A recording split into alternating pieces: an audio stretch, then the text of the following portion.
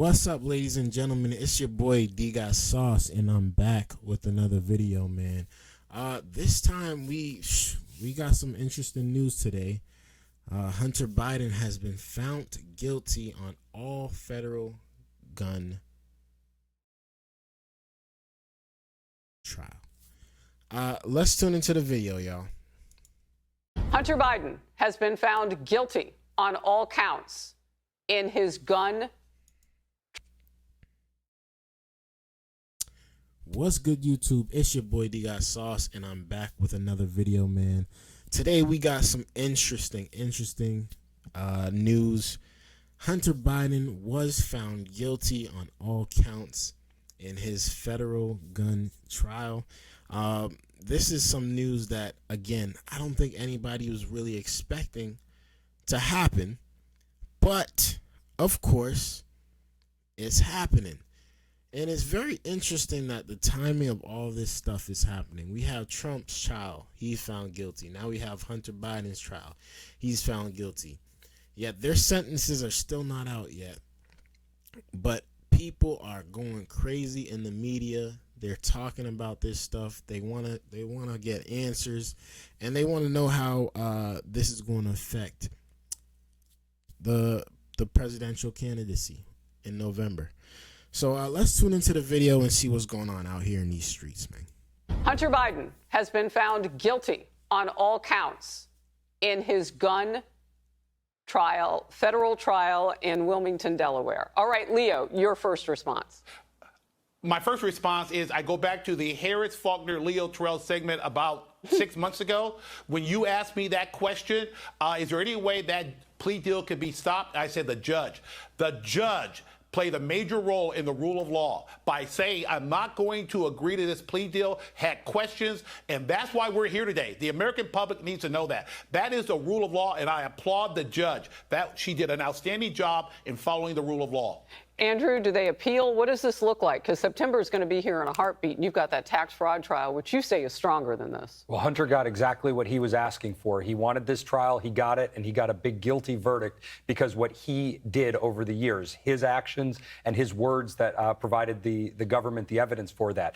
What he, I think, has done through this is left open the possibility of an appeal. The Second Amendment issues related to having this kind of drug addiction or drug use at the time of buying or possessing a gun is not necessarily settled law through the Supreme Court. So I see this going through an appellate channel where they're challenging the underlying basis of the law, not his conduct itself. Aren't they looking? Shout out to Hunter Biden, man, for being very guilty. How do you guys think this is about to affect Biden when he's about to get voted in for the next term? How do you guys think this is going to affect him? Let me know y'all thoughts about this down in the comments below. Here's my thoughts. I think that this is definitely politically motivated. I don't think that this is Trump specifically or the Republican Party specifically or the Democratic Party specifically. But I think it's kind of like a play to how Trump is handling his court case. I'll tell you why. The way Trump is handling his stuff, he's bashing the government. He's bashing the justice system. He's saying this is all fraud. This is all politically manipulated on his side. On Biden's side, Biden is saying absolutely nothing about it being politically manipulated, and that he is pretty much going to agree with whatever the judicial system has in store for him, which is guilty, and he is not going to pardon him. But I disagree with that. I think he's now saying that because it makes him look a lot more likable in the situation. That's my honest opinion. For him to say that on live television, we all know that is the correct and the most politically, how can I say this? That's the most proper way to go about this, is to do your time. You do the crime, you do the time. Pretty much. That's the proper way to go through this. Instead of calling it crooked and messed up, he looks a lot more. His character is better than Trump when it comes to this.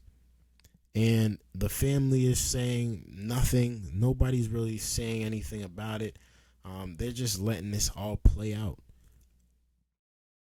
Who knows if this was a sacrifice? It could have been a sacrifice. Looking at that right now, I mean, I know the U.S. Supreme Court has a lot on its plate. I don't know if they'll get to that one. Yeah, there's various versions, not this exact question before them right now, but the issue of whether guns and gun possession is more consistent with preventing people who have like a mental illness versus people who are on alcohol. Alcohol itself, typically not something that prohibits gun possession or ownership, but mental illness may be. So the Supreme Court is looking deep into exactly when the Second Amendment can be essentially revoked from an individual with regard to their mental condition or the substances that they use. Jonathan Turley, if you're still with us, I'm going to ask you about what this does overall to the tenor in the United States. I mean, this case was very different than how former President Trump was treated in a lot of different ways. Two different cases, so we can understand some of it, but not all of it. He's still under a gag order. Well, this was a very fair judge, in my view. She ruled for the defense and for the prosecutors on different issues. She went right down the middle of the road.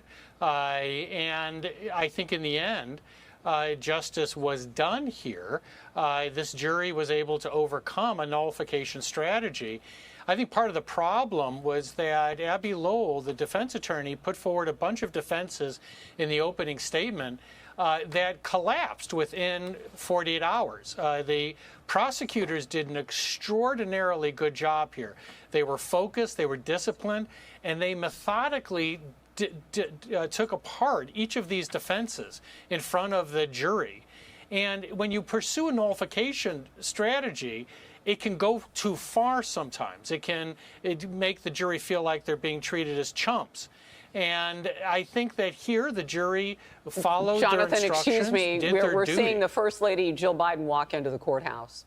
So it's taken a little bit longer for all of the family members to reassemble. We saw Hunter Biden go a few minutes ago back into the courthouse. But we knew that once a verdict had been reached, at least he would return and maybe even all of that family. Previously, we saw Joe Biden's brother James go in too. So they are reassembling ahead of the reading of this verdict. Jonathan, finish your thought.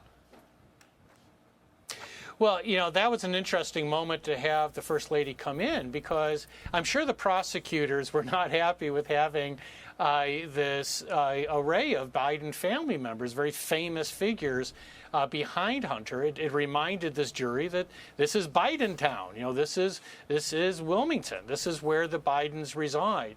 And it says a lot about the jurors that they overcame that. There was obvious sympathy for the defendant. Man, you do the time, you do the crime. I mean, you do the crime, you do the time. Y'all know what I mean, man. This is very interesting, man. Honestly, this stuff is weird behavior. It can't lie, because it seemed a little manipulated, a little bit. Both sides. It seems a little weird, but we'll see how this plays out.